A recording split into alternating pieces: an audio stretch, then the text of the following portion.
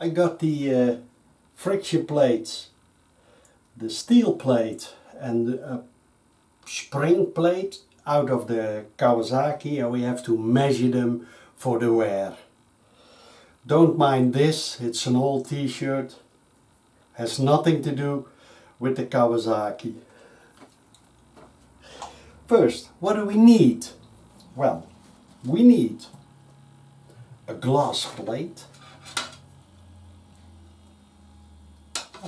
Yeah. We need a caliper. I think you call it a vernier caliper. We call it in my language schuifmaat. And we need a feeler gauge of 0.2 mil thick. We need a piece of straight iron, an iron bar. I don't know how you call it.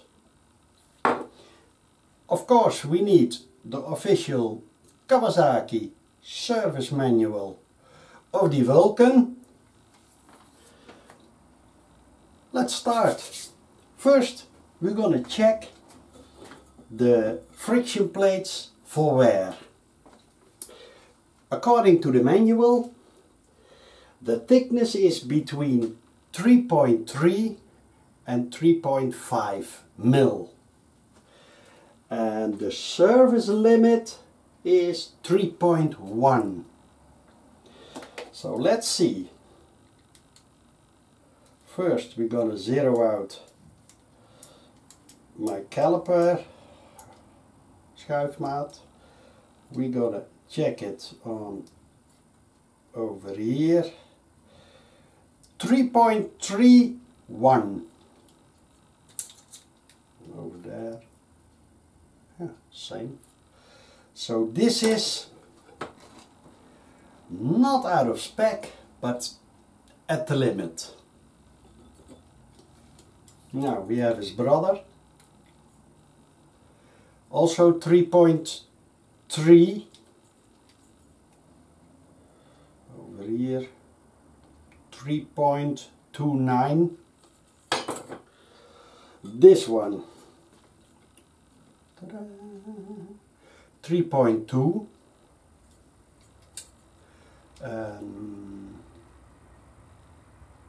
3.2 and a bit.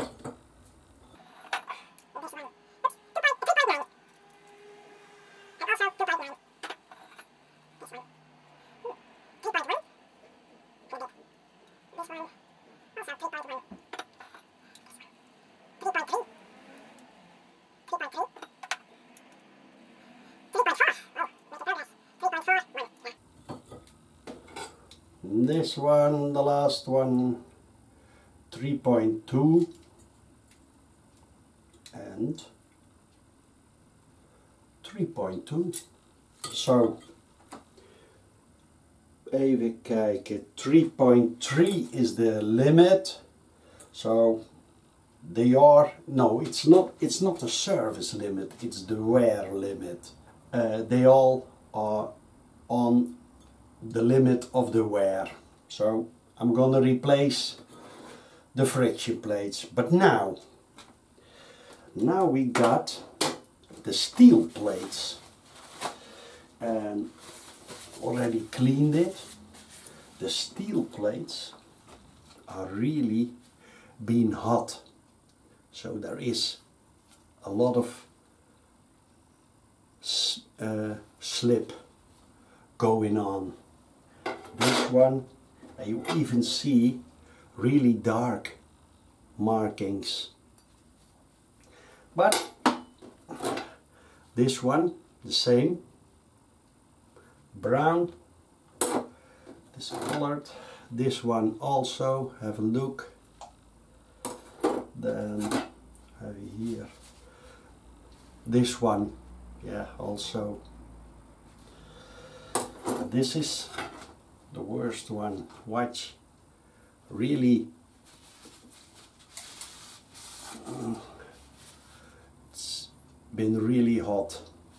It's blue, discolored, so I'm gonna, and this one is actually the best of the whole set, but with also marks onto them, so I'm gonna replace them anyway. But I'm gonna show you how to measure them for warping.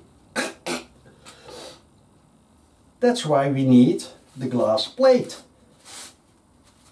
because glass is normally nice flat.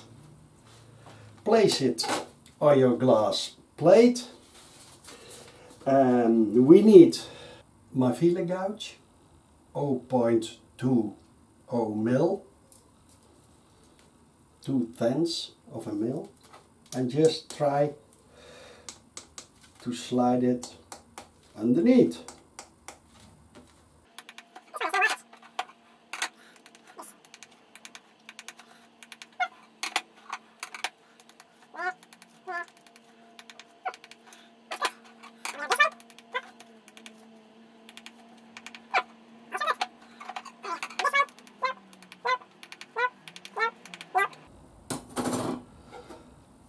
The last one.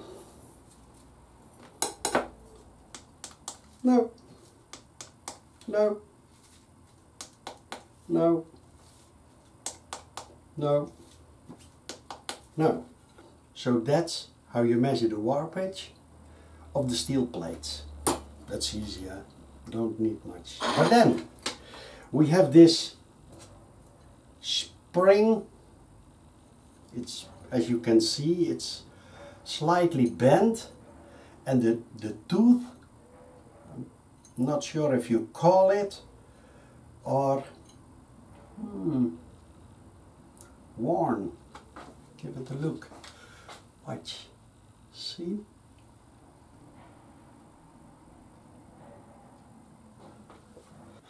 Now, to measure the height of the clutch spring, it's rather easy. Just put the bar over here, shove it to the edge, and now I'm gonna measure there with my schuifmaat the height between the glass plate and the underside of my bar. Easy, eh? First we're gonna zero out nicely. Now the standard is 4.3 mil, and the service limit is 4.0 millimeters. Now let's see. Even kijken, dan now shove it a bit to the side and carefully, yep. And this is at 4.04. 4.04, watch. So it's at the service limit. This one we're gonna renew also, the steel plates and the friction plates. But then, how does a clutch work? I'm gonna show you. Come on over here to the Vulcan and let's have a master class how a clutch works. It's not that difficult. We are over here at the Vulcan on the clutch, the opened clutch side. As you see, this is the clutch.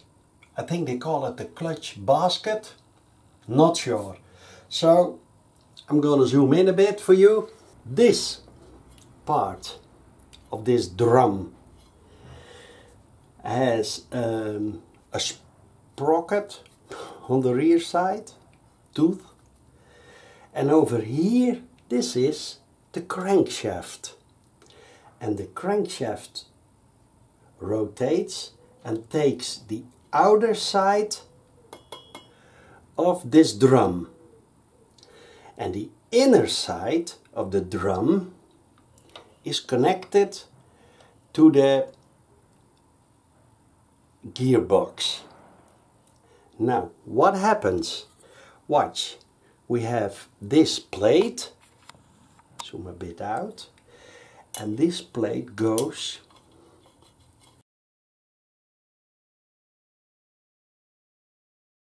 so the friction plate is always turning when the motorcycle is running, because it's this one connected to this gear. Yeah, gear. And this is a steel plate, and a steel plate is connected, as you can see,